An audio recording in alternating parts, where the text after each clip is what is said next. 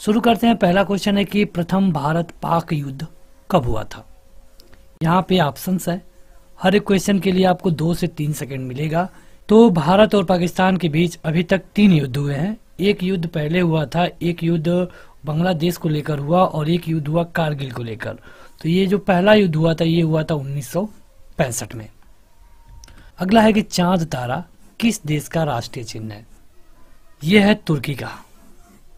इन विकल्पों में से आपको देखना होगा, सही उत्तर है तुर्की। अगला क्वेश्चन है कि सेमांग किस देश की प्रमुख जनजातियां हैं। सेमांग, सही उत्तर है मलेशिया। मलेशिया का प्रमुख जनजाति है, नाम है सेमांग। अगला क्वेश्चन है कि द्वितीय विश्व युद्ध में मित्र राष्ट्रों द्वारा पराजित होने वाला अंतिम देश कौन सा था। देखिए, द्वितीय विश्व युद्ध हुआ था 1939 से लेकर के 1945 तक। पहला युद्ध हुआ था 1914 से लेकर के 1919 तक। तो क्या आप बता पाएंगे कि तीसरा विश्व युद्ध? तो तीसरा विश्व युद्ध नहीं हुआ है, केवल 2 विश्व युद्ध हैं। और यहाँ पे कहा गया था सेकेंड वर्ल्ड वॉर के बारे में बात की गई है कि जो मित्र राष्ट्र थे उनके द्वारा पराजित होने वाला अंतिम देश कौन सा था। ये था जापान, और जापान की गलती के कारण ही इसमें अमेरिका पार्टिसिपेट किया और सेकेंड वर्ल्ड वॉर में ही अमेरिका ने 2 परमाणु बम गिराए जापान पे। पहला नागासाकी पे, दूसरा हिरोशिमा। ये दोनों 6 अगस्त 1945 और 9 अगस्त 1945 को गिराए गए थे। अगला क्वेश्चन है, लेकिन उससे पहले आप इस वीडियो को जरूर लाइक करें, हमें कमेंट भी करते रहे। इससे फर्क नहीं पड़ता कि आप ये वीडियो लाइव देख रहे हैं या फिर ऑफलाइन देख रहे हैं। आप कभी भी देख रहे हैं तो अपना उत्तर जरूर कमेंट करके बताएं। जैसे कि क्वेश्चन है कि अमेरिका ने 6 अगस्त 1945 को हिरोशिमा पर किस नाम के एटम बम को गिराया था। क्योंकि जो बम गिराया गया था परमाणु बम, उसका नाम था। तो आपको बताना है कि जो पहला वाला बम गिरा, तो अभी हमने आपको बताया 6 अगस्त को, दूसरा 9 अगस्त को। तो जो 6 अगस्त वाला परमाणु बम था उसका नाम क्या था। तो यहाँ पे कुछ टाइपिंग मिस्टेक है, उसका नाम था बैटमैन। बैटमैन। अगला क्वेश्चन है कि अरबों ने सिंध पर कब विजय प्राप्त की। अगर आप इतिहास पढ़ना शुरू करेंगे तो यहाँ शुरुआत से ही यही पढ़ाया जाता है, पहली लाइन में ये होता है। और देखिए, आपको एक चीज़ और बता दें कि अगर आप ऐप डाउनलोड करेंगे तो वहाँ पे आप लाइन बाय लाइन पढ़ सकते हैं। जैसे कि आप किसी भी बुक में पढ़ते हैं, लुसेंट, अरिहंत, किरण, किसी भी प्रकाशन में जिस तरह से आप पढ़ते हैं उस तरह से आपको ऐप में भी मिल जाएगा। तो आप बिना बुक के भी अपनी तैयारी को कुछ हद तक जरूर सही कर पाएंगे। अरबों ने सिंध पर आक्रमण किया था 712 ईस्वी में। अगला है कि वायुमंडलीय दाब की इकाई क्या है। आप अपना उत्तर जो भी आपका सही है, 7A, B, इस तरह जो भी आपका सही लगता है वो आप कमेंट करके बताइए। तो वायुमंडलीय दाब को हम मापते हैं बार में। कितने बार का प्रेशर है वायुमंडलीय प्रेशर, ये हम नापते हैं। अगला क्वेश्चन है कि धुरी राष्ट्रों का नेतृत्व किसने किया था।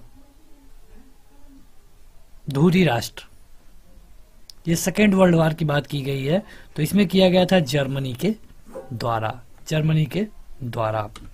आगे बढ़े तो अगला है 9वां क्वेश्चन कि पोर्सिलेन टावर कहां पर स्थित है। ऑप्शंस, और आपके पास 2 सेकंड का वक्त। तो ये है नानकिंग में। नानकिंग कहां पर है? चीन। चीन की कैपिटल है बीजिंग। चीन की सबसे बड़ी नदी का नाम क्या है, बता सकते हैं? क्योंकि ये क्वेश्चन कई बार पूछा गया है। वांगहो। इसको सारो ऑफ चाइना भी बोलते हैं। चाइना का दुख। बिहार का दुख किसे कहते हैं, यह भी क्वेश्चन बहुत बार पूछा गया है। तो कोसी नदी को। कोसी नदी किस नदी से अटैच है? बड़ी नदी की बात कर रहे हैं, तो ये गंगा से अटैच है। अगला क्वेश्चन है कि भारत दुर्दशा के लेखक कौन हैं इनमें से। भारत दुर्दशा। भारत दुर्दशा के लेखक थे भारतेंदु हरिश्चंद्र। भारतेंदु हरिश्चंद्र। अगला क्वेश्चन है कि अमेरिका प्रथम विश्व युद्ध में कब शामिल हुआ। देखिए, हमने आपको बताया है कि पहला विश्व युद्ध 1914 से लेकर 1919 के बीच में हुआ। तो आपको बताना है कब शामिल हुआ। ये शामिल हुआ 1917 में, और आप देख सकते हैं कि यह 18 जून को शामिल हुआ था। 18 जून 1917 को। अगला है कि विद्युत विद्युत ऊर्जा को यांत्रिक ऊर्जा में कौन बदलता है? मतलब इलेक्ट्रिसिटी को यहाँ यांत्रिक ऊर्जा में कौन बदल रहा है? या फिर ये क्वेश्चन आपसे उल्टा भी पूछा जा सकता था, यांत्रिक ऊर्जा को विद्युत ऊर्जा में कौन बदलता है? देखिए, विद्युत ऊर्जा को यांत्रिक ऊर्जा में बदलता है विद्युत मोटर, यानी कि 12वां का सही उत्तर है सी। लेकिन अगर ये पूछ ले कि यांत्रिक ऊर्जा को विद्युत ऊर्जा में कौन बदलता है, तो उसके लिए सही उत्तर होगा डायनोमो। ट्यूबलाइट क्या करती है? तो विद्युत ऊर्जा को प्रकाश ऊर्जा में बदलती है। विद्युत बल्ब क्या करता है? तो विद्युत ऊर्जा को प्रकाश ऊर्जा में और ऊष्मा में बदलता है। अगला है कि विश्व में सर्वाधिक सीमाओं वाला देश कौन सा है? मतलब कि जिसकी सीमा कई देशों को टच करे, करने का ये मतलब है, यह है चीन। अगला है कि 1 वाट घंटा किसके बराबर होता है? 14वां क्वेश्चन। अभी तक हमने 13 क्वेश्चन कवर कर दिया है। तो ये होता है 3600 जूल के। आशा है कि आपको पर्याप्त टाइम मिल रहा होगा, और यहाँ पे हम 3 सेकंड तक रुक जा रहे हैं, तो वीडियो ज़्यादा बड़ी ना हो, इसके लिए हम जल्दी जल्दी भी कवर करने की कोशिश कर रहे हैं। अगला है कि हरित क्रांति का प्रारंभ किस पंचवर्षीय योजना में माना जाता है? यह आपको बताना है। हरित क्रांति तो ये तो विश्व में बहुत पहले शुरू कर दी गई थी और जगहों पे, लेकिन इंडिया में शुरू कर गई तीसरे पंचवर्षीय योजना से। अगला है 16वां कि जॉन गुटेनबर्ग निम्न में से किसके आविष्कारक हैं? ये क्वेश्चन बहुत बार पूछा जाता है आविष्कारक वाला। तो जैसे टीवी का, इस तरह जॉन गुटेनबर्ग का पूछा गया है, ये आप बताइए। तो इन्होंने किया था प्रिंटिंग प्रेस का। अगला और 17वां क्वेश्चन कि शिवाजी के गुरु कौन थे? तुरंत बताइए कमेंट करके। इससे फर्क नहीं पड़ता कि आप ये वीडियो ऑफलाइन देख रहे हैं या फिर ऑनलाइन देख रहे हैं। वैसे अगर आप ऑनलाइन में हैं तो आप चैट बॉक्स में कमेंट करेंगे, ऑफलाइन है तो आपको कमेंट बॉक्स में कमेंट करना होगा। वैसे कमेंट बॉक्स वालों का ज़्यादा बेनिफिट है, क्योंकि उनका जो कमेंट है वो हमेशा शो करता है। तो कोशिश ये करिए कि आप कमेंट बॉक्स में कमेंट किया करिए। चैट बॉक्स वाला तभी तक दिखता है जब तक वीडियो लाइव है, उसके बाद वो शो नहीं होता है। तो शिवाजी के गुरु थे कोडदेव। अगला क्वेश्चन 18वां कि किस अम्ल का प्रयोग सोना और चांदी के शुद्धिकरण में किया जाता है? सबको पता है कि सोना और चांदी धरती से मिलता है, तो इसके शुद्धिकरण किया जाता है। तो इसमें से किस अम्ल का हम प्रयोग करते हैं उसको प्योर करने के लिए? ये होता है नाइट्रिक अम्ल। नाइट्रिक अम्ल सोना और चांदी के शुद्धिकरण में प्रयोग लाया जाता है। अगला क्वेश्चन है कि चलैया समिति का संबंध किससे है? जैसे कि हमारे यहाँ जब भी कोई बड़ा काम होता है, जो भी शुरू में करना होता है, तो उसके लिए एक समिति बनाई जाती है, ताकि वो समिति उसमें से अच्छे बुरे को अच्छे से क्लियर कर दे। तो चलैया समिति किसके लिए बनाई गई थी? जैसे कि हिल्टन यंग कमीशन का आपने नाम सुना होगा। हिल्टन यंग कमीशन, इसी के सिफारिश पे आरबीआई को बनाया गया था। तो चलैया समिति के सिफारिश पे क्या किया गया? तो टैक्स का बंटवारा किया गया।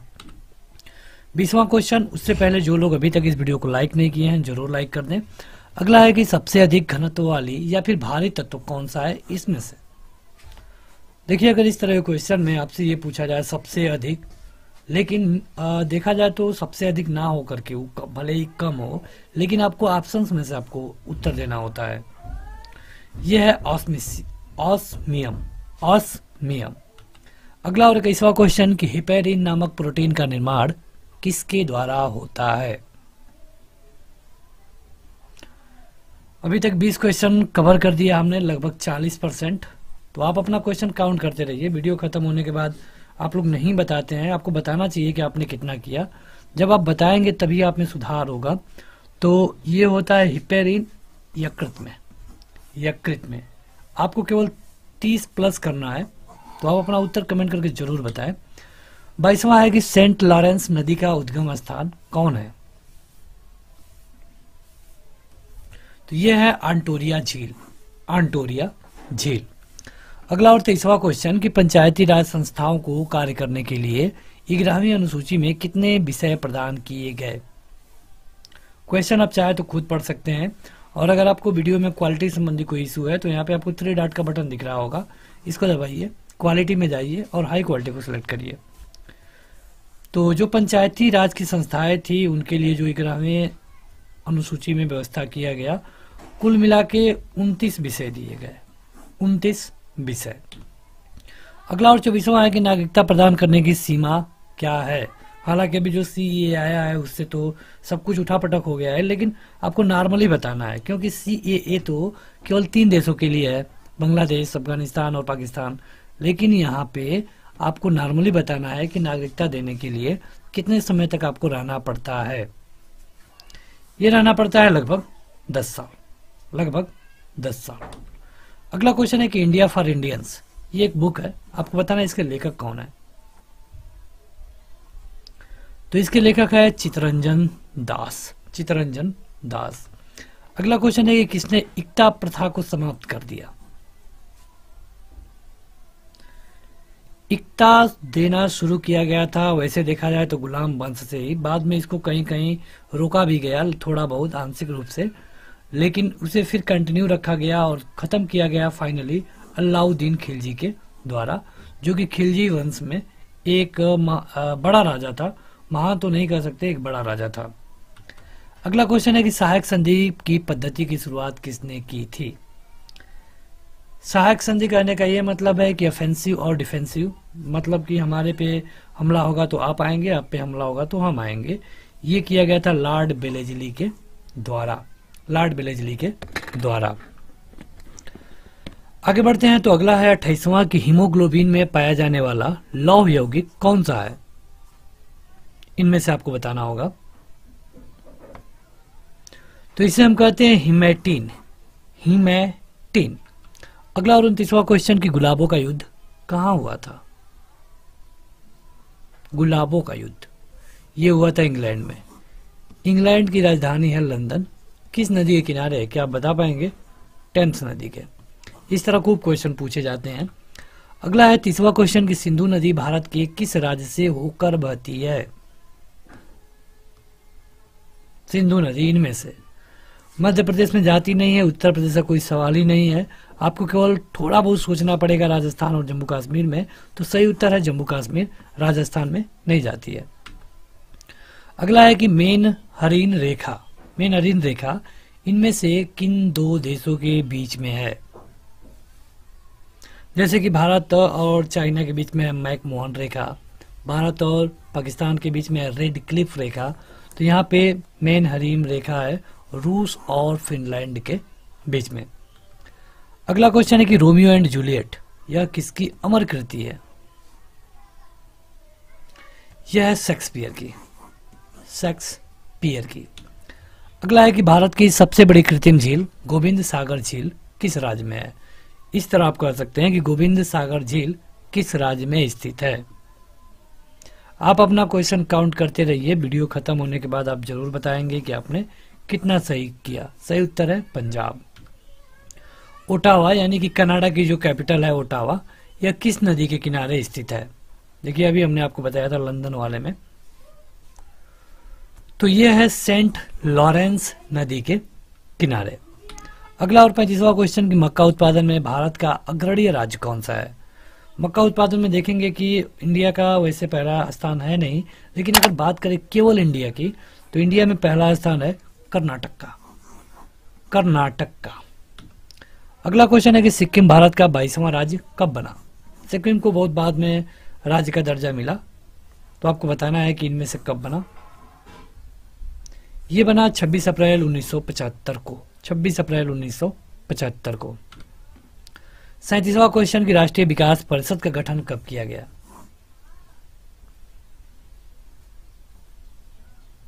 तो ये किया गया 6 अगस्त 1952 को। इसका हेड होता है प्रधानमंत्री। अगला और 38वां क्वेश्चन कि भारत में सबसे अधिक ऊंचाई पर स्थित झील पंचपखोरी किस राज्य में स्थित है। यह आपको बताना है। आपको हिंट दे दें कि ये स्टेट उत्तर प्रदेश से अलग हुआ है सन 2000 में 13 राज्यों को लेकर के। सही उत्तर है उत्तरांचल या फिर उत्तराखंड। उत्तराखंड की कैपिटल कहाँ है, आप हमें कमेंट करके बताइएगा कमेंट बॉक्स में। किस समिति की अनुशंसा पर संविधान के 42वें संशोधन जो कि 1976 में हुआ, इसके द्वारा मौलिक कर्तव्य को संविधान में जोड़ा गया। मौलिक अधिकार, मौलिक कर्तव्य, यहाँ पे आपको बताना है मौलिक कर्तव्य। मौलिक कर्तव्य को हमने कहाँ से लिया है, रूस से। मौलिक अधिकार को हमने कहाँ से लिया है, मौलिक अधिकार को हमने लिया है अमेरिका से। तो मौलिक कर्तव्य किसके कहने पे जोड़ा गया? तो सरदार स्वर्ण सिंह समिति के। देखा जाए तो ये क्वेश्चन बहुत बार आपके एग्जाम में पूछा जा चुका है। 40वां क्वेश्चन है कि इनमें से कौन प्रत्यक्ष कर है, मतलब कि डायरेक्ट आयकर। आयकर है प्रत्यक्ष कर। अगला है कि किस ज्वालामुखी को भूमध्य सागर का प्रकाश स्तंभ बोला जाता है? 40 क्वेश्चन हमने कवर कर दिया है, इसलिए जो लोग अभी तक वीडियो को लाइक नहीं किए हैं जरूर लाइक कर दें। तो ये है स्ट्राम्बोली। स्ट्राम्बोली का जो ज्वालामुखी है इसको हम भूमध्य सागर का प्रकाश स्तंभ भी बोलते हैं। 42वां क्वेश्चन कि संविधान के किस अनुच्छेद में वित्त आयोग के गठन का प्रावधान है? वित्त आयोग इस समय 15वां चल रहा है और ये गठन किया जाता है अनुच्छेद 280 के तहत। गठन करने का अधिकार है प्रेसिडेंट ऑफ इंडिया के पास। प्रेसिडेंट ऑफ इंडिया के पास। 43वां क्वेश्चन कि प्रथम विश्व युद्ध में धुरी राष्ट्रों का नेतृत्व किसने किया था? ये क्वेश्चन आप देखेंगे कि रिपीट किया गया है। ये 5वां 6वां क्वेश्चन था एक बार। सही उत्तर है जर्मनी। अगला है कि सबसे बड़ा क्षुद्र ग्रह कौन सा है इनमें से? 44वां क्वेश्चन सही उत्तर है डिमोस। केवल 6 क्वेश्चन और। अगला है कि दो अक्षांशों के मध्य की दूरी कितनी होती है? ये होती है लगभग 111 किलोमीटर। अगला और 46 नंबर की चंद्रशेखर आजाद की पुलिस मुठभेड़ में मृत्यु कब हुई थी? ये हुई थी आज के प्रयागराज में। आपको बताना है डेट। 1931 में हुई थी, ये तो आपको भी पता होगा। 23 तारीख को भी हुई थी, पता होगा। 23 मार्च की 23 फरवरी, ये कंफर्म करके बताइए। हमने आपके लिए 50-50 लगा दिया, 2 ऑप्शन हटा दिए, बस 2 ही ऑप्शन में से बताना है। सही उत्तर है 23 फरवरी 1931। 23 फरवरी 1931। 47 है कि भारतीय जीवन बीमा निगम यानी कि LIC की स्थापना कब हुई थी? ये की गई थी 1956 में। 1956 में। अगला है कि भारत का सबसे बड़ा पठारी राज्य कौन सा है? इनमें से आपको बताना है। उत्तर प्रदेश तो बिल्कुल नहीं है, मध्य प्रदेश हो सकता है, राजस्थान नहीं है और महाराष्ट्र भी नहीं है, यानी कि सही उत्तर है मध्य प्रदेश।